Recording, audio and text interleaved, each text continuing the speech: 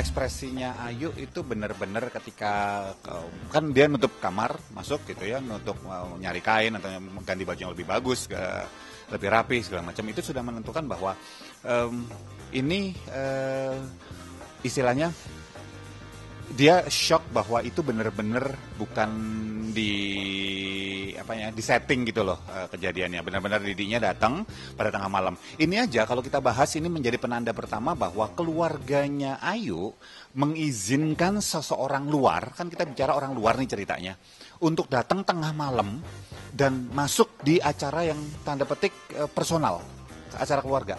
Ini sudah menandakan bahwa si AA ini punya kedekatan khusus dan sudah bukan cuma di Ayu aja, tetapi sudah juga masuk ke dalam ranah keluarga. Itu terlihat jelas. Ketika Ayu keluar dari kamar dan kemudian berinteraksi dengan Didi, ini bukan sesuatu interaksi yang kayak orang baru kenal atau orang yang hubungan cuma teman biasa, enggak. Tapi udah kayak kadang kayak marahan sedikit, kayak ngambek, terus kayak kemudian ketawa, ngambek tapi tarikan wajahnya kok dilihat Ayu ya senyum beneran senyum, tarikan garis di samping mata, bibir ke arah atas gitu, itu kelihatan.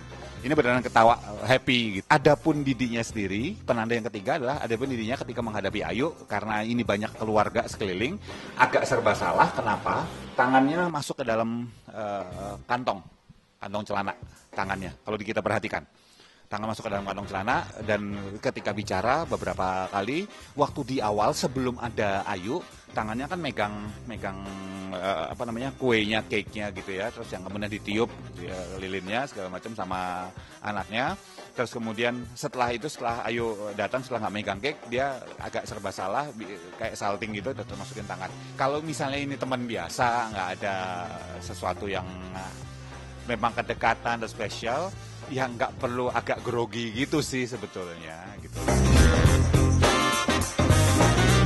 Kebetulan emang dia tuh lagi iseng juga semalam, terus cerita-cerita horor, saya jadi takut, tidurlah kita. Awalnya sih saya udah pakai baju rapi nih, karena saya tahu pasti kalau setiap malam ulang tahun pasti ada kejutan. Pasti akan ada baju. Iya pasti, kalau keluarga pasti akan kasih itu. Saya pakai atas bawah, baju celana sama tank top. Udah rapi, tiba-tiba dia bilang, lu jangan pakai baju kayak gitu dong, lu pakai daster kayak lu biasanya. Oke, gue nggak takut. Oke. Ditantangin ya, Wak? Tantangin, pikir keluarga doang, kita nggak tahu.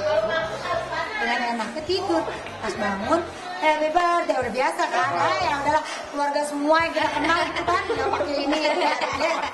Tiup lilin deh, lagi tiup, ada yang buka pintu dari belakang, jebret. Nengok, ya kita sekaget-kagetnya kan, maksudnya. Tapi untung langsung deket pintu kamar ya? Untung deket pintu kamar, karena kondisi aku emang lagi nggak, maksudnya pakai bajunya lagi nggak benar kan. Pas masuk ke kamar, langsung teriak, minta selendang, minta daleman dan lain-lain. Kaget, karena aku pikir, ya biasanya kan orang keluarga doang, nggak lebih. Masih pertama kali jadi ini baru pertama kali berani ya? Berani kasih surprise. Karena nggak pernah berani. Orang Adidi, maksudnya ke Adidi gitu ya. Dia nggak pernah berani ya. Dia nggak pernah berani.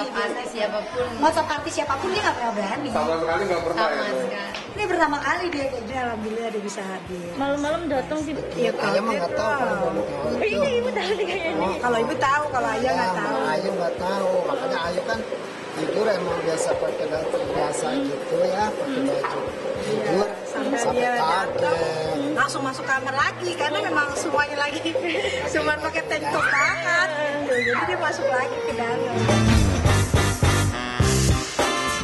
Jadi kalau diperhatikan dari sini, kita sederhana saja melihat dari posisi duduk gitu ya. Nah, biasanya orang-orang akan memilih duduk itu dekat dengan orang yang nyaman dengan dirinya. Itu umum sekali. Dan semakin pendek jarak duduk kita dengan seseorang, itu menandakan bahwa jarak emosional kita juga semakin dekat. Bahkan hingga anggota tubuh kita bersentuhan. Itu sangat mungkin sekali. Di sini memang ini kan pose duduknya itu pose-nya duduk bareng-bareng, duduk bersama-sama dengan orang lain. Jadi dalam satu frame foto memungkinkan untuk orang harus rapat. Nah, nanti kita bisa cek apakah memang itu diminta oleh fotografer untuk duduk rapat atau keinginan dari keduanya untuk duduk bersisian. Nah, yang pasti saya lihat keduanya terlihat nyaman, jadi tidak ada unsur untuk menjauhkan diri karena terlihat dari posisi duduknya. Apalagi ketika posisi duduk itu berhadapan, ya. Cara duduk DR misalnya itu dengan kaki yang diangkat ke kursi itu menandakan semakin rileks posisinya. Artinya suasana hati yang dialami juga nyaman. Karena ketika duduk rileks, kita nggak punya beban tertentu pada saat itu. Dan ada posisi yang berhadap-hadapan menandakan kesediaan untuk berbicara, untuk berinteraksi, untuk membangun percakapan.